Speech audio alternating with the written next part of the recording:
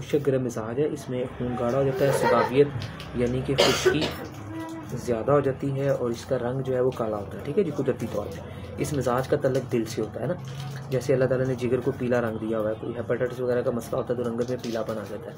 तो बहरहाल इससे जैसे मैंने बताया होंठ और चेहरे पे चाहिए दाग धब्बे, हाथों के ऊपर ये ब्लैकनेस काले मादे आ जाते हैं तो खूबसूरती इंसान की ख़राब होती है। बहरहाल इससे इंसान को थकावट ज़्यादा होने लग जाती है। तो थकावट हो रही है आपके जिस्म में? बिल्कुल हो रही है। इसी तरह सुस्ती का आ जाना आपके जिस्म, जिससे सुन होना, सांस का फूलना, ये अलामतें थोड़ी ज़्यादा महसूस होने लगती हैं ना।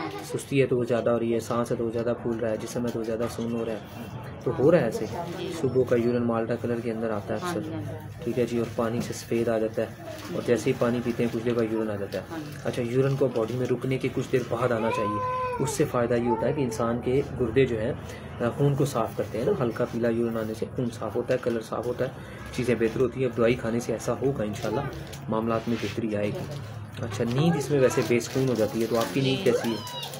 नींद का तो ज़्यादा मसला, नींद तो आती है, अब तो फिर भी कुछ आती है बहुत कम। हाँ, बहुत कम। और ये मसला नींद का 3 साल से है? 3 साल से मैंने बहुत दवाइयाँ खाई, बहुत टेस्ट करवाए जिनमें कुछ भी नहीं। अच्छा मेरी बहन, आप देखें ना, आपने टेस्ट करवा लिए, कुछ नहीं। टेस्टों में कभी बीमारी नहीं आती, याद रखें। टेस्टों में कभी बीमारी नहीं आती। पूरी दुनिया से मुझे जो मैसेज आते हैं, लोग कहते हैं कि हमने टेस्ट करवाए, हम ठीक है।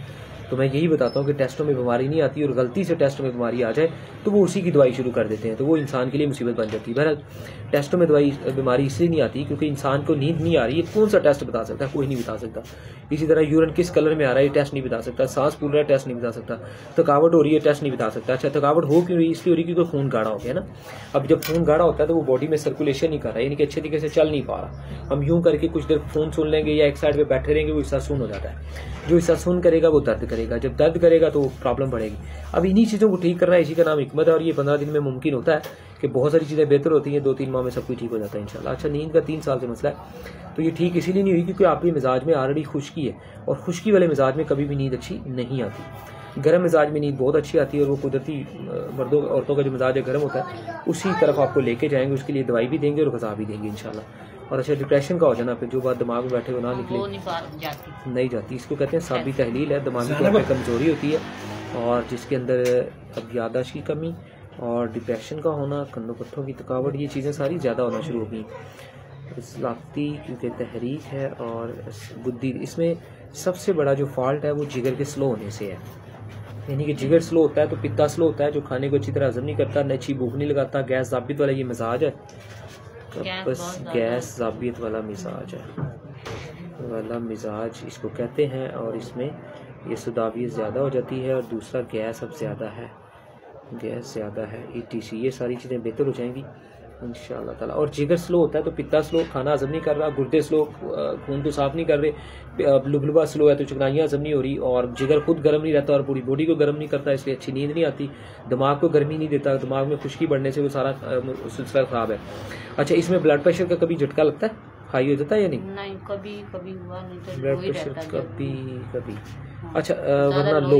अच्छा, अब मैं ये कहता हूँ कि लो नहीं होना चाहिए बीपी आपका। यहाँ पे लो ब्लड प्रेशर नहीं होगा, शुगर लो हो सकती है। ब्लड प्रेशर कभी कभी, वरना लो हर वक्त, मगर लो नहीं, शुगर लो हो सकती है। अब वजह ये है कि इतने सालों ब्लड प्रेशर लो नहीं रह सकता ना।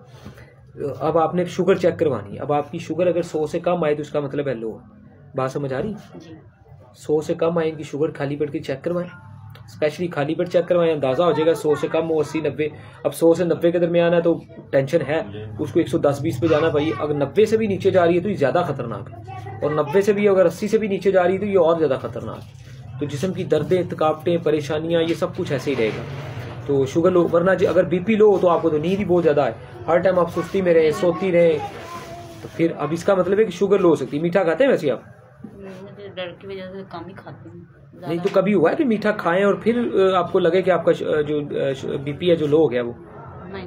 अब फिर या तो ना इंसान को पता होगा मैंने मीठे खाया तो बीपी लो गया, जब ऐसा महसूस नहीं होता तो फिर इसके लिए शुगर चेक करवा लेनी, फिर उसके बाद मीठा ज़्यादा शुरू कर देना, चाहे वो गोलियां चूस ले, चीनी खा लें, पानी में मिक्स करके, उस तरह का मीठा जो मैदा भी ख़राब ना करे, ठीक है, गैस भी ना करे।